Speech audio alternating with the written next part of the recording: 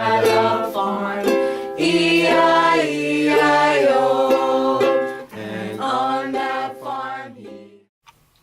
Hello everybody! Today we're going to be singing Old MacDonald Had a Farm.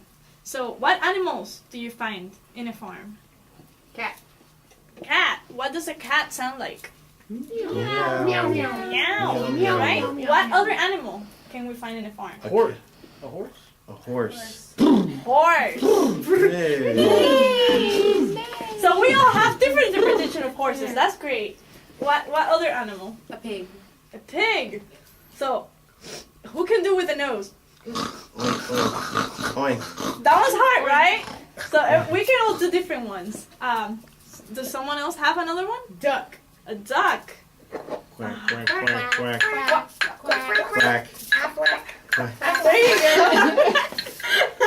So in this first part of the lesson, we're gonna be singing the song with these animals we just talked about. But first, the theme of the song. So listen to me first. Old MacDonald had a farm, E-I-E-I-O. Remember that we already learned the part E-I-E-I-O? So let's do that part together. 1, 2, ready, go. Old MacDonald had a farm, E-I-E-I-O. Now we're gonna do, and on that farm he had a whatever animal we say. E-I-E-I-O. So let's do that part. And On that farm he had a pig. Pig. E-I-E-I-O. With a Oink, oink. here and a Oink, oink. there. Here, Oink. there, Oink. everywhere. Oink, oink. Old MacDonald. MacDonald had a farm, E-I-E-I-O. Old MacDonald MacDonald had a cow. E-I-E-I-O. And on that farm he had a cow, E-I-E-I-O. With a moo-moo here and a moo-moo there. Here a moo, there a moo, everywhere a moo-moo. Old MacDonald had a farm, E-I-E-I-O. Now, Old MacDonald. Donald had a farm, E-I-E-I-O. And on that farm he had a Horse E-I-E-I-O. with a neigh and a neigh. here, there, everywhere. Old MacDonald had a farm,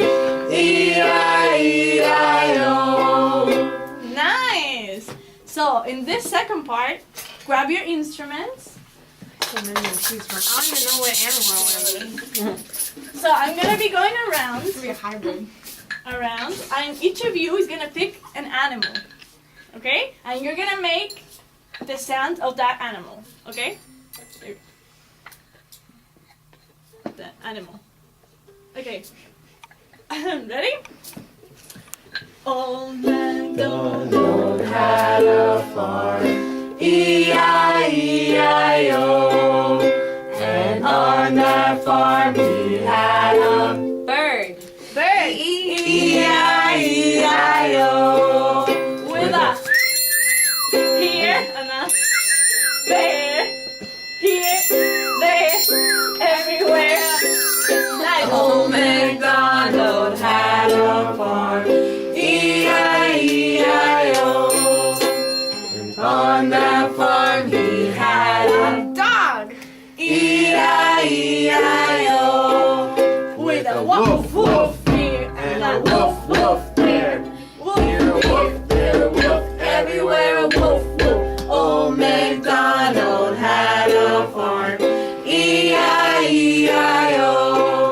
And on that farm he had a snake, E-I-E-I-O. with a here and a there, here, there, everywhere. Old MacDonald had a farm, E-I-E-I-O. And on that farm he had a Crocodile.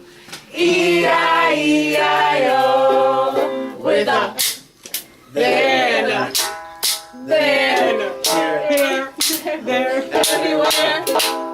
Old MacDonald had a farm, E-I-E-I-O. Nice! Well, the crocodile was a little difficult to do, but we got it. That was really good. That sounded like when the crocodile is gonna eat an animal or something. The bird. Good. The bird.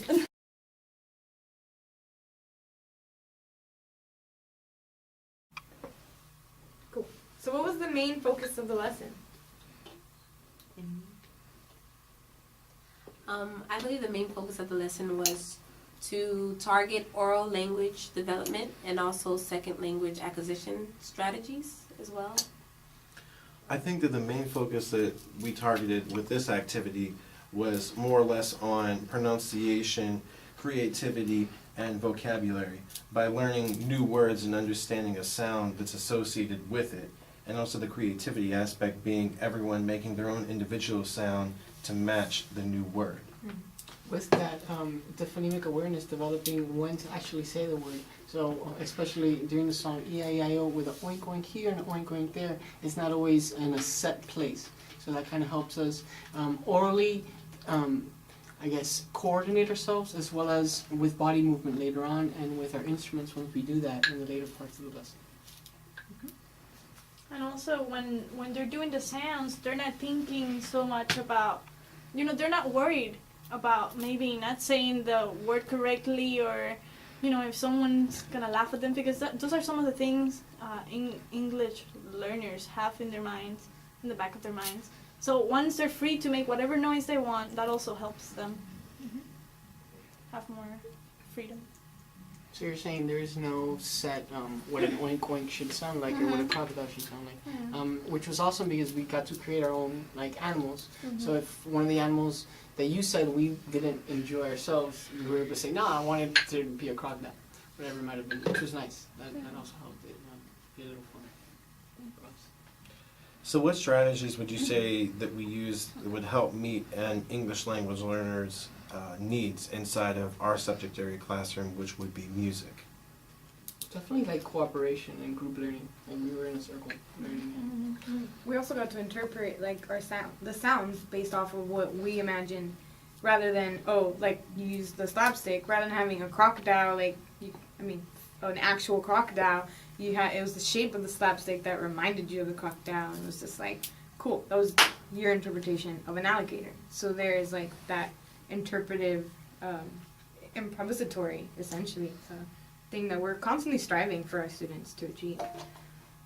Yeah, along with what you said, it's we got to be creative, and it also helped us to have, she also incorporated as a teacher a low effective filter because like they were saying, we got to say the sounds exactly how we wanted to. So maybe I was wrong with my oinks, but she wasn't quick to say, no, Daphne, that's not how you say an oink. A oink is this way. So it also helped with the low effective filters for English language learners. I think that another thing that also helps with this and is an effective strategy with someone else, so instead of alienating the student as to making them feel uncomfortable, this is actually much of a social activity to really interpret and listen to who is around us and what everyone else comes up with, and it kind of gives us a different idea and different perspective after we hear a few times through what everyone's really thinking and what their cognitive process is as to getting to that actual objective. A small technique that Madi had us do right before we sang the song was E-I-E-I-O several times. E-I-E-I-O are all also vowels, which in first and second language acquisition really helps just for phonemic awareness and pronouncing, and because these are encompassing all words in English. So E-I-E-I-O really helps, as well as us singing through the song itself before we actually sang the song. If we wouldn't have sang through the song and you would have just done it, it probably would have fell apart more than it did during the crocodile. Yeah. Also using visuals, it allowed the students to follow along the song And even if they didn't know what a pig was, when they saw the picture, then they were like, oh, okay, a pig, and they knew what sound to make. As well. I think also in just terms of communication, because not everyone is quick to pick up vocabulary, and so not only is speech verbal, but we can communicate in sounds without it being speech. And so for us to be able to go oink oink or nee or a different form of that and be able to represent that animal, at least to me, it makes me be like, that's a pig, that's a pig. And so I can think of that and then translate pig into the next language that I need to do. So it gives me that like oral picture, which I need. Not everyone does, but I mean, I think that helped me. So we have the correlation between an actual sound and corresponding picture, and then eventually the word, which is making a creativity and connective circle, which is leading us to remembering and having retention of what our new vocabulary words are. Yeah, because rather than being like sight-based, you're also oral, and then you're thinking about things rather than not understanding. Damn, I can't read that. What can that be? Oh, well, I hear this sound, and that can lead you back to that. And also, singing and speech happens in different parts of the brain. So, since we were singing, the students weren't thinking so much about speaking.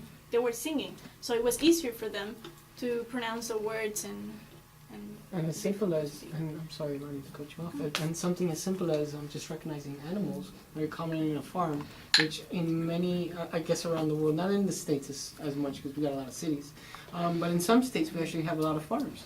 So this kind of helps someone whenever they're, I guess, roaming around a farm or whatever it may be. It actually connects to our lives in where this is something that we come across in different cultures as well as our own. I think another beneficial factor of this activity, especially using a musical sense, is that music and song is perceived in a separate part of the brain than actual regular conversational speech, which also helps, again, with the retentional aspect of remembering the words and helps in a different way and can be used as a different strategy for our English language learners and people who are learning this as a second language. Through music, it's like anything. If we were to read something off the paper, if we were to associate and make it musical, we're going to learn a lot faster. And that's where Matthew's getting at. He decorated it so well.